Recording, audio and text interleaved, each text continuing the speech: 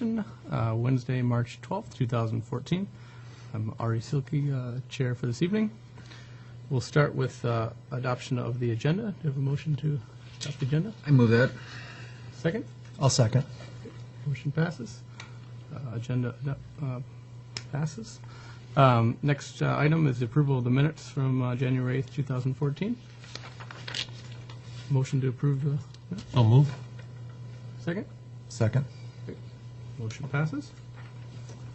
Moving on to number 3, open business forum. Skip, do we have any items? There's no one in the audience, Mr. Chair, to address the commission. Okay. So nothing on the open business forum. And we'll move on then to item number 4, review of massage ordinance amendment. And I will hand that over to Jeff Beacon, Police Captain.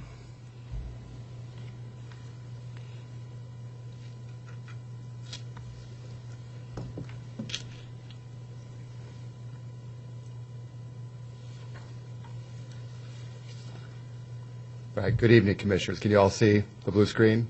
All right. So I'm here tonight just to present on the behalf of the Burnsville Police Department and the City of Burnsville just some amendment changes that we were asked to research and look and identify that would help the professionalism to maintain a certain standard and some protocols that we were hoping to establish in the massage therapist ordinance. So that's why I'm here tonight. So I have a real brief PowerPoint presentation based on kind of where we started from and where we're at today. So we'll just kind of go over that. If you have any questions, please ask. So back in 2011 is when the last time the therapeutic massage ordinance was changed. So it actually hasn't been that long, but since then a bunch of things have developed over the last couple of years that we felt we needed to address. So at the current rate right now, we have 50 enterprise licenses within the city of Burnsville and 172 individuals that work for those enterprises that perform therapeutic massages at those different 50 places. So back in 2012, when I was in investigations, we started getting some reports from citizens on some suspicious activities at some of these massage parlors, businesses in town, most of them just being retail establishments. So we started looking into that and kind of continued into 2013, and then we identified to the police department that those suspicious activities were true, kind of accurate. So we needed to, where do we go from here? What do we need to do? So from a captain's perspective with the police department, it was kind of where we're going to look at the criminal nature and what can we do about that if there is a criminal nature. So some other concerns that we're kind of looking at was some things that we kind of identified as probably not the best professional standards are out there, as we came across some therapists that were maybe working without licenses. There was the city council wanted us to address the human trafficking concerns, which there's always that concern. I think just by the general nature of the business, along with prostitution and then some laws that were recently updated or laws that we were recently made aware of that we wanted to insert into or make our businesses all aware of. So in October of 2013, I went to the city council after we did the background packet, and we kind of came up with these 5 indicators here that are on your screen. We wanted to make sure that we wanted to clarify some of the definitions in the current massage ordinance. We wanted to add some language, specific language that really talked about the police department will be conducting a background on all people that are they're conducting therapeutic massage within the city of Burnsville. And we also wanted to establish regular inspections. The city hasn't been very proactive on doing any inspections at massage places unless we got some really sincere complaints. So what we want to do is we want to establish that protocol where we do it on a more regular basis, a yearly basis. Some other things we wanted to make sure that we were looking at, and this is some of the stuff that we were able to substantiate and some of the things that we were told by citizens of Burnsville, either by voicemails or emails or different things like that, about the body coverings. And when a client would go in there, how covered are they? When a therapeutic massage person is given a massage, how covered are they? You know, some of those things that can be risky in nature. And then some other operational requirements. I'll get into that in the next screen here. Some of the operational requirements are window coverings. For example, a retail business, we don't want it all blacked out. We would prefer to keep it a professional business where you can see in and out of the business, and I think we'd like that in any retail business within the city of Burnsville.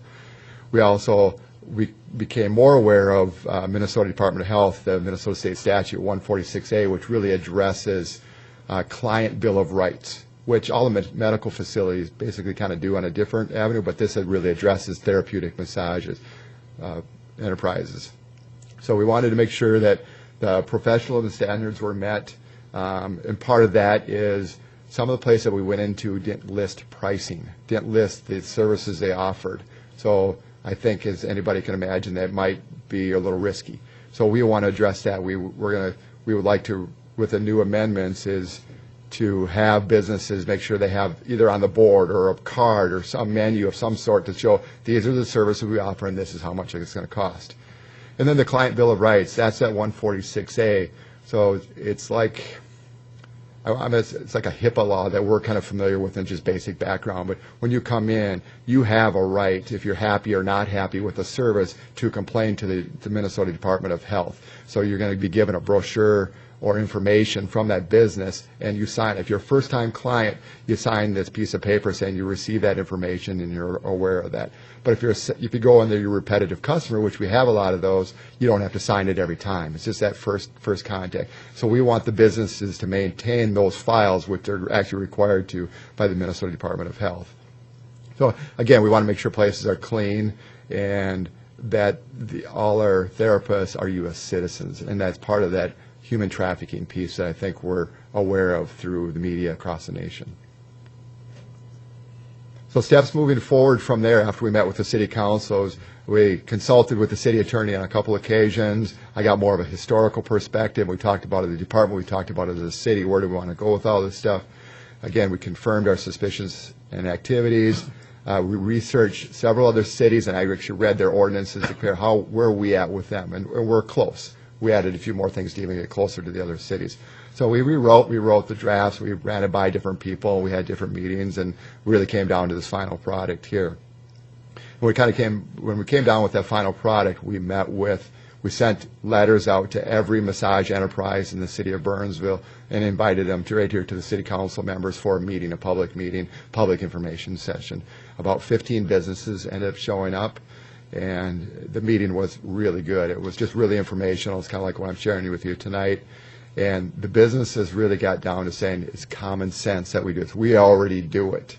You know, it may have been a couple in there, well, we're not doing this, but we know we need to do this. So really, it's just kind of reassuring them what they need to do, and we didn't have any objections. Some concerns were about, what about this, but once we talked it through, there was no concerns at all. So once we had that meeting, and here's some of the things on here that I just talked about. After we had that last meeting, we confirmed the final draft. And once we confirmed that final draft, we sent another letter to every business enterprise in town with the final kind of draft that you have here in front of you for all the different amendments. And then if they had any questions or concerns, that they were welcome to call me, contact me, and also if they wanted to visit the city council meeting on March 18th when we're going to present this final proposal, to do so. So that's where we're at, and now we're here with the Economic Development Council to present kind of where we're at, what we've done. If you have any questions or concerns, please ask. Hi, Roger Kleppe. I commend you, and I also commend you for going out and seeking input from the existing license holders too. How big of an issue was this? Were you seeing actual fronts for prostitution that was starting to get into Burnsville under the guise of massage parlors? Yes. I believe, and I can't get into some of it because some of them are still ongoing, Okay. but we've had a couple where some therapists are coming out of California, and that's one of the biggest things. The people are coming out of California. They're getting diplomas, and we're trying to confirm those diplomas, but they're diploma mills, and the state of California has done a really good job in the last 6 months about publishing where those places are that they're shut down. So those are some of the concerns, and yes, we were able to substantiate some of that, and some of the concerns toward the human trafficking, we're just not there yet, but I think any reasonable citizen would say that's a little suspicious. Yeah. Thank you. Thanks, Captain. A question on you had mentioned performing an investigation upon submission of an application for a license. Yep. Is that, I don't know if I read that. I read that the proposed amendments would give the ability to perform investigation. I didn't see that as a hard requirement every time someone applies for a license, they will be investigated. Is there discretion there, or? No, we already do it. We already do it for every therapist that comes into town and every enterprise license. We do I believe the enterprise license is every year, and then once the therapist has it, it's good as long as they work in town for many years. So we already do it. This is just kind of clarifying that we are doing it. And just so they know when they walk in, when they get the application, it says right in the application that we will conduct a criminal background investigation on you. And so it was just more or less that paragraph. It's just documenting it, but there isn't an expectation to have an investigation above and beyond what's already being done currently. Correct. Is that okay? Yeah, yeah. We'll follow the same standards that we're currently following. Right. I noticed, I was looking at some of the police records going back a few years. In 2010, there was an unusual spike in prostitution. Was this due to the massage therapy business, or? That was not. That was proactive police work where we set up rooms in hotels, and then we were either acted as the female side of things or the male side of things, and solicited via like back pages or city pages or something like that to get people to come in. So no, that was not. Okay. We do not have any prostitution in any of our places that we were able to substantiate. So those were just self-proactive things that the police department did. Any other questions? So staff has recommended that the council adopt the proposed amendments to the. I move that. Any second? I'll second that. Great. So move. So we. We should take a vote, though. Oh, sorry. Vote on that. All those in favor? All in favor? Aye. Commissioners, thank you very much for your time. Yep. Good job. Thank you.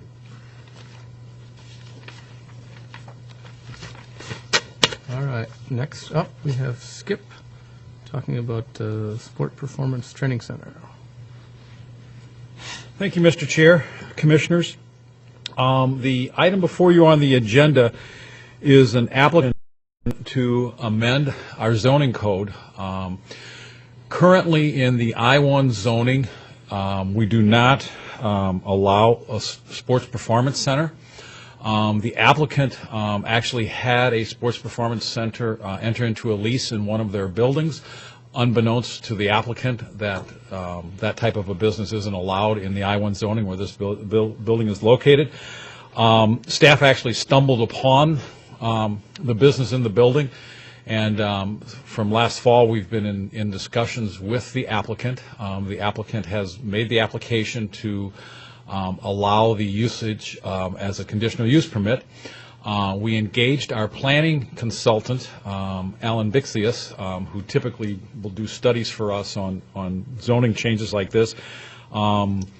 His memo is in your background. Alan did a study on it. He looked at a few other cities.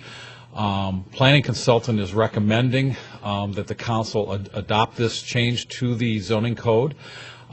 Planning Commission reviewed this item at their meeting on February 24th. Planning Commission is also recommending to council that we adopt this amendment to the zoning code. And staff would recommend that the Economic Development Commission also recommend council adopt this amendment. Staff would stand for questions, and Mr. Chair, the applicant is here and would like to address the commission if she could. Great.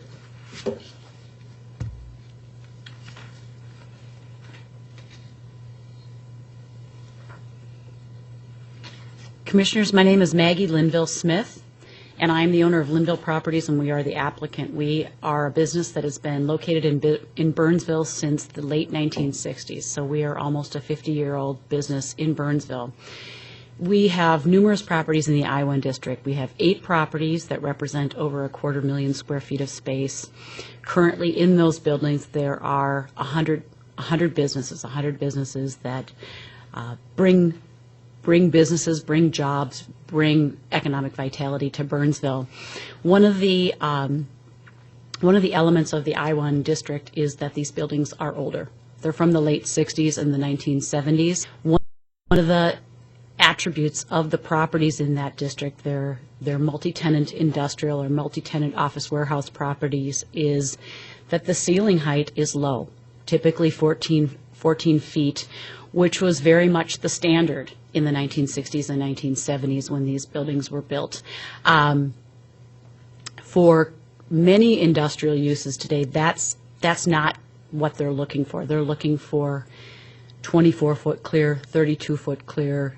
The racking has gotten much better. Forklifting has gotten much better. How people move things in and out of their warehouses has really changed over the years. And what I would add is so has business uses.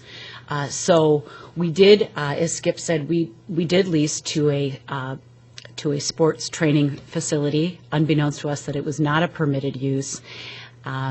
We get a lot of requests for that kind of use in the I-1 district. I think it's the evolution of a lot of sports training is that people want to have one-on-one personal trainers. There's the whole concept of CrossFit and different people want to be in a more industrial setting. I also think with the change in the economy, it's more economical. They're businesses that are not high density users. They tend to work one-on-one with a trainer or a couple customers with one trainer. And so we have applied for a text amendment to the I-1 zoning, and we see this as really keeping pace with what's going on in the economy. As the economy evolves, the businesses evolve. We have the businesses that house in our buildings in 2014, as you can imagine, are very different than the businesses that in the late 60s and the early 70s when these properties were built.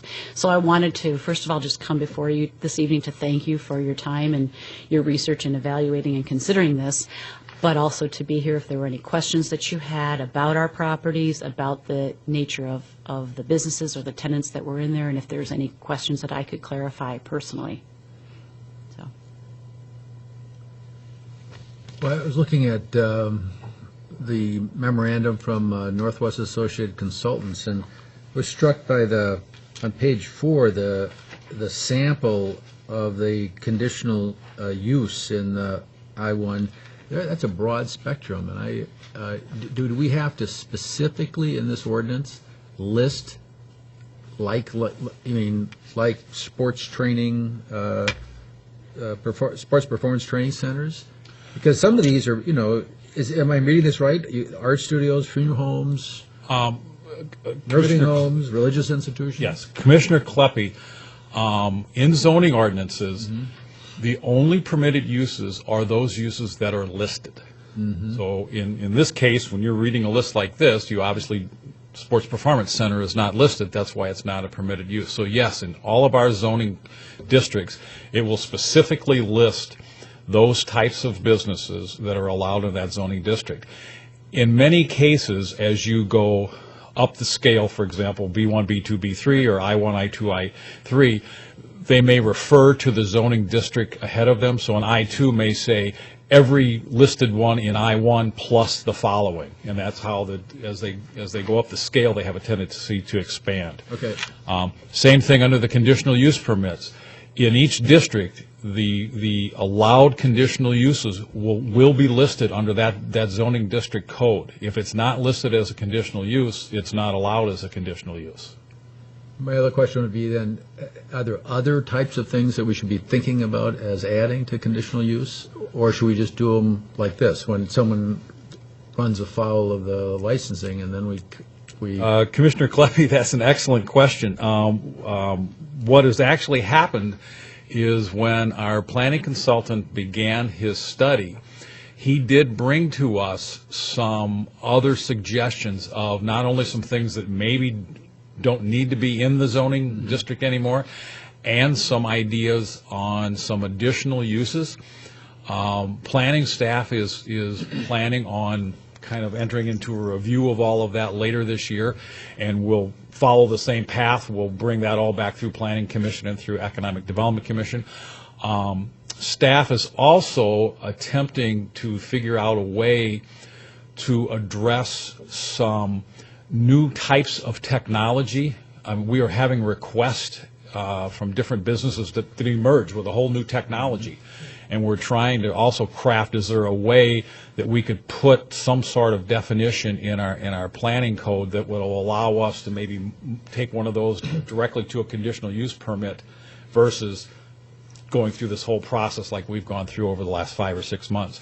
So this application has actually spurred a lot of thought on some review of some of the other zoning codes. So you will probably see another item in one of your future agendas with some more suggested changes in it.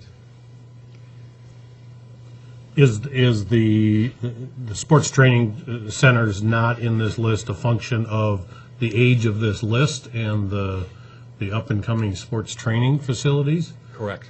Okay. When you say sports training facility, you're talking about a workout gym? What type of? In the zoning code, we will actually define sports performing center and we'll define health club. We look at a sports performance center similar to the one we have in the discussion right now, where 1 or 2 people are going, they're working with a trainer.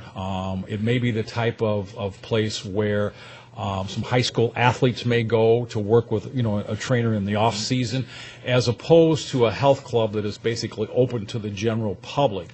And the reason for the differentiation is typically the parking in buildings in I-1 would not lend itself to a health club where you'd have a whole lot of people coming, but it will if you're having 1 or 2 or 3 coming for training.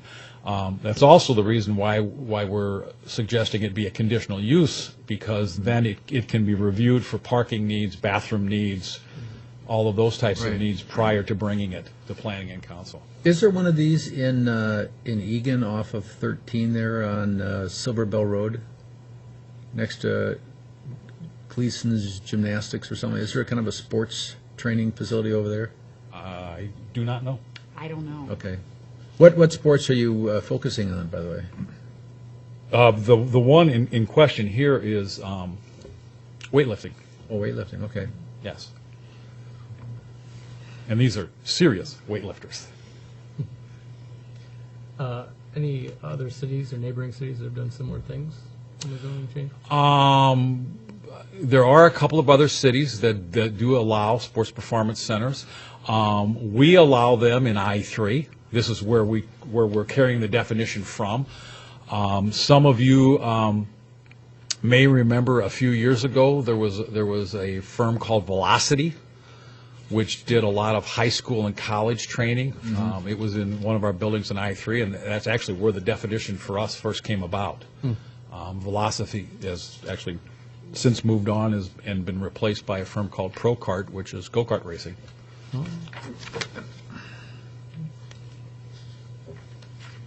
This would seem to be a pretty broad list, from art studio to sport arena. Is there any reason anybody's come up with not to allow this? No. I mean, I don't think of anything. No. Okay.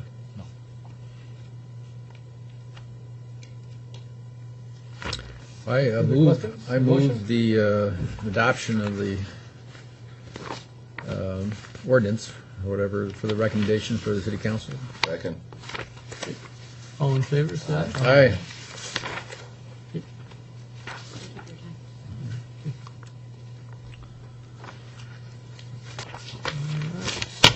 And then the last item here, Skip, is updates. Commissioners, on the efforts on the STEM Alliance, I just point out a couple of things in the update that you were provided. In January, we did exhibit at the Economic Development Association of Minnesota Winter Conference. There were a number of architectural firms, engineering firms that exhibited. We were actually the only city to exhibit. We actually received a number of compliments that, as a city, we're out, presenting the opportunities that exist in Burnsville to those types of people. I would also draw your attention to the BECREC group. Met in early February, and thank you to Commissioners Gurzini, John, and Copeland who attended that meeting. We are moving through the planning stages of doing a bus tour. We will get a bunch of commercial brokers, take them on a bus, hit 5 properties, showcase the properties that have openings, and then do a little reception at the Burnsville Performing Arts Center, soon to be the Ames Center. And lastly, it's not on the update for the STEM Alliance, but something just to make you aware of. As you all probably know, we are undergoing a massive upgrade of the interchange at County Road 5 and Highway 13. We did some work last year. When we did that work last year, Council suspended the restrictions on temporary signs, so they allowed the businesses within what we call the construction zone, which was basically from 35W to about the new Menard store. They suspended that so the businesses could basically put up whatever type of temporary signs they wanted to showcase the fact that they were still in business.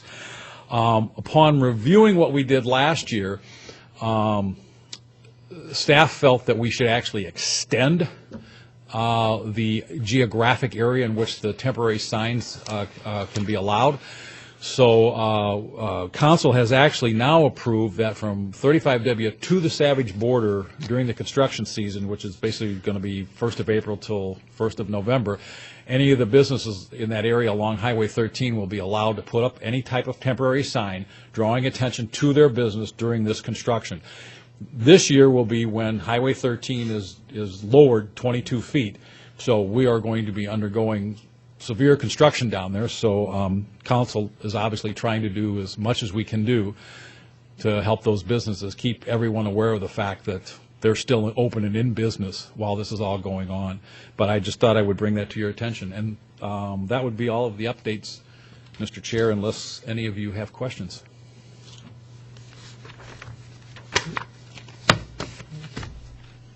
That's it. I move to adjourn. Excellent. Second. All in favor? Aye.